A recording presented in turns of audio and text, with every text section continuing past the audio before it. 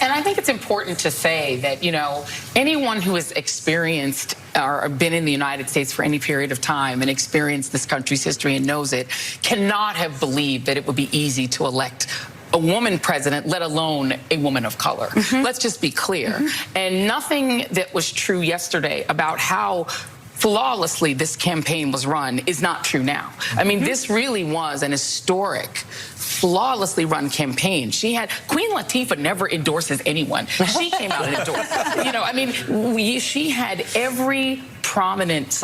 That was amazing. You're right. You're right.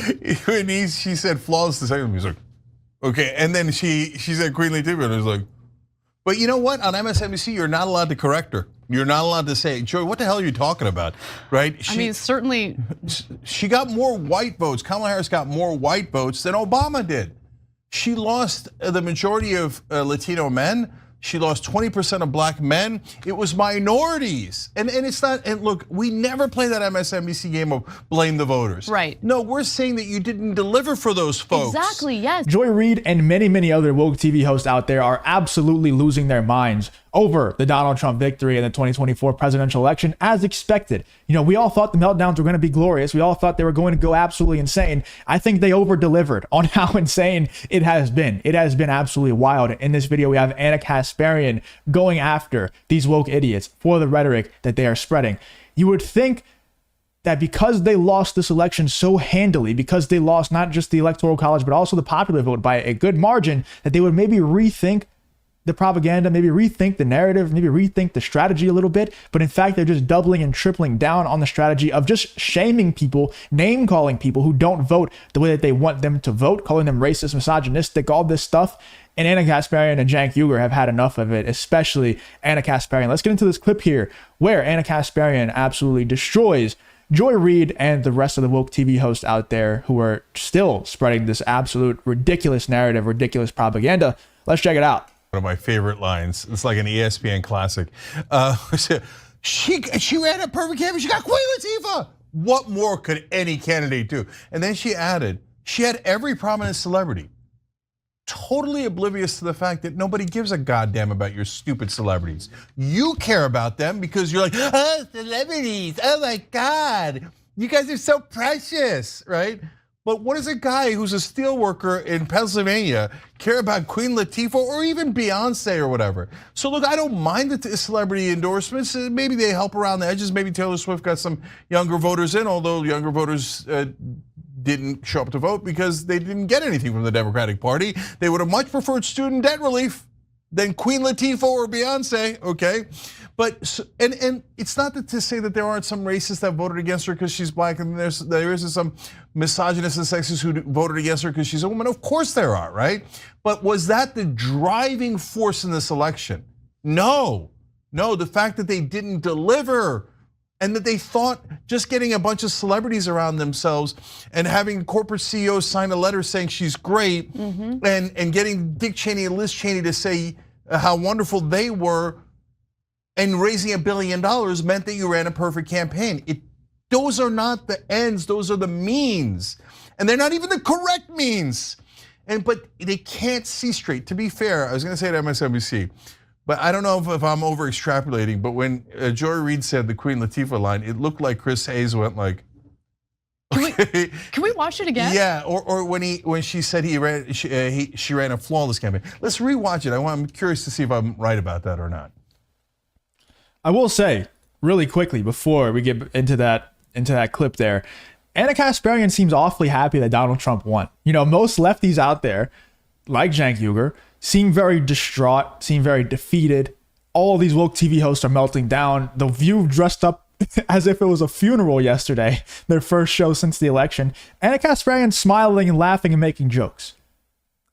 Dude, she's coming our side. There's no doubt about it. She's at least gonna be more of a centrist than a leftist now. And I think she's probably working on leaving the Young Turks, although it does seem like Cenk Uygur is also getting fed up with the woke left too. And I actually agree with a lot of things that Cenk has been saying that, not only is it most left-wing politicians that are completely sold out to the establishment, but also right-wing politicians too. I agree with him. The weird thing is, it's like, if you're so worried about people being sold out to the establishment and sold out to these donors, these lobbyists, then why don't you support Donald Trump? Because yes, obviously Donald Trump takes donor money. Obviously he takes the money from other people. But if it all dried up, if it all went away, Donald Trump would be fine. He doesn't need it. He takes it, but he doesn't need it. So he is the most anti-establishment person that we could possibly get to this point, to winning president. Because everybody else that gets to this point, they not only are going to take donor money, but they need donor money to compete with the other side. Donald Trump doesn't, and he proved that in 2016. So it's weird that Cenk Uygur would be based enough to say stuff like that. And yet Ana Kasparian is the happy one. Ana Kasparian is the one that's destroying these idiots. And Cenk Uygur is still mad that Donald Trump is president. I just find that strange. Let's get into this clip, though. It's absolutely glorious to watch. And I think it's important to say that, anyone who has experienced or been in the United States for any period of time and experienced this country's history and knows it cannot have believed that it would be easy to elect a woman president, let alone a woman of color. Let's just be clear. And nothing that was true yesterday about how flawlessly this campaign was run is not true now. I mean, this really was an historic, flawlessly run campaign. Queen Latifah never endorses anyone. She came out and endorsed. She had every prominent. That was amazing. You're right. You're right. When she said flawless the second, he was like, okay. And then she said Queen Latifah, and I was like, but you know what? On MSNBC, you're not allowed to correct her. You're not allowed to say, Joy, what the hell are you talking about, right? Certainly. She got more white votes. Kamala Harris got more white votes than Obama did. She lost the majority of Latino men. She lost 20% of black men. It was minorities. And it's not, and look, we never play that MSNBC game of blame the voters. Right. No, we're saying that you didn't deliver for those folks. Exactly, yes. And the reason young people didn't show up in the numbers that you expected and other folks didn't show up isn't because they're in a particular demographic. It's because they're normal human beings that care about their wages, that care about the debt that they have, they care about housing prices, etc. And when you look, in the beginning, Kamala Harris was running a good campaign. Not flawless, but good. She was talking about housing prices. She was talking about price gouging. She picked Tim Walz. People really liked that. She surged. She was up 5-6 points in the polls. By the end, she was tied in the polls. And as I told you a million times, if you're tied in a national poll, and a Democrat, you can't win the Electoral College. And that's exactly what happened. I want to end with one more video because the blame game, it has already started. There's a lot of blame toward Latinos, a lot of blame toward white women, because of course, white women, the bane of this country's existence, I mean, the biggest enemy. But looks like the Harris campaign is blaming Biden as well. Let's take a look. Obviously, there's going to be a lot of soul searching and asking a lot of questions in the coming hours and days about what, if anything, could Democrats and the Harris campaign have done differently.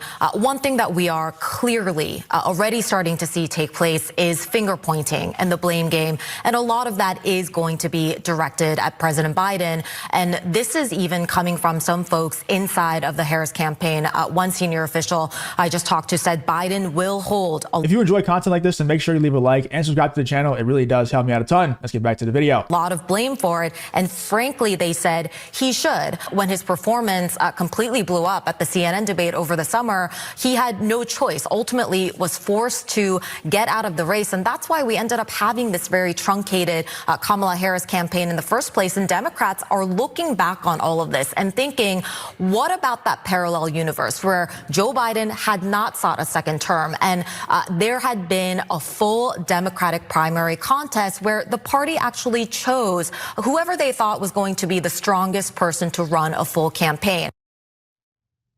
Yeah, in a democratic process, we should have had the option of choosing who the best candidate is through some sort of primary process, and Biden should not have run for a second term. I totally agree with that criticism. I don't think that that's inaccurate criticism at all, but he was selfish and had to be forced out, and he was forced out when it was too late. We didn't have a primary process. She was anointed the Democratic candidate. Yeah, but for all the Biden shouldn't have done that, and we agree 100%, and there's misogyny in the world, of course, for all of the different factors that went into it.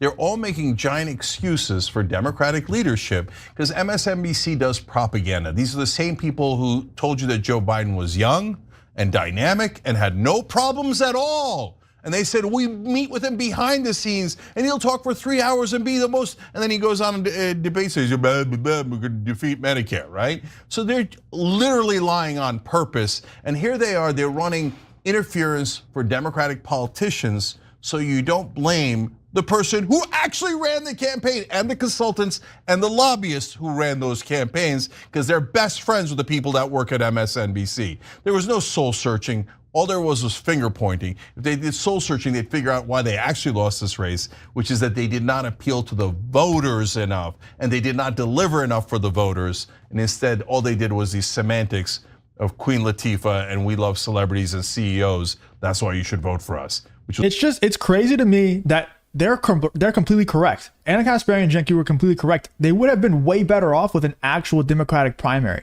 But it's crazy to me that, number one, like, why the hell would you even do that? Like, why would you? I understand that they had a short amount of time, but just speed up the process. I don't know if there's a certain date that you have to run the primary by, but I don't think there is. So just speed up the process, actually have a Democratic primary, because that gives you a way better gauge of who people will actually vote for. For all that, I mean, how much worse could it possibly have gotten for the Democrats? For all they know, Joe Biden could have actually had a better chance at winning than Kamala Harris did. And also, if they think that America is so damn racist and so damn sexist, why the hell do they take the straight white man out of office to run the black woman or the Indian woman that claims to be black? Why the hell would they do that? Just run the straight white dude if everybody's so racist and sexist. Why do they do that? They self-sabotaged. But also, they self-sabotaged in not having a Democratic primary, because that way people actually show who they want to run for president versus them just getting someone forced on them that they might not even like. I don't understand it at all. It just seemed like they wanted to lose this election. And this whole thing, in my opinion, makes it way more obvious that Obama is the Obamas are the ones who are really running things behind the scenes. I don't know if you guys agree or disagree with that, but it seemed like Obama was just behind everything. And it really tarnished Obama's legacy that he was so open about being behind this. You know, he was stomping his feet for Kamala Harris to be president. Like, I've never seen it before. Which was the worst possible strategy. Thanks for watching the video. I guess that's the end of the episode there. That was a great clip. That was a great clip that Ana Kasparian and Cenk Uygur talked about there with Joy Reid. I didn't think they would go as far as to cover the left-wing meltdowns, but I guess when they're this prominent and they're going this crazy, this insane, it's hard to not cover it. It's a glorious time, man. I absolutely love it. Let me know in the comments what you guys think about Ana Kasparian and Cenk Uygur going after Joy Reid and these woke idiots out there.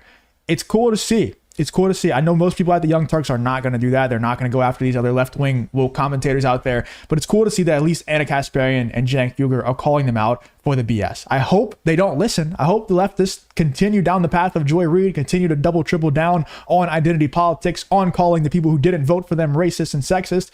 Keep doing that, please, because that means we actually have a chance going forward to continue to dominate in the elections. I don't think they're going to continue down that path. It's just such an obvious L for them if they do. Let me know in the comments though, what do you think the future of the Democratic Party is? Do you think they're actually waking up to the fact that this narrative isn't working, or do you think they're just going to continue to double and triple down? Let me know in the comments what you think about this whole Ana Kasparian versus Joy Reid situation.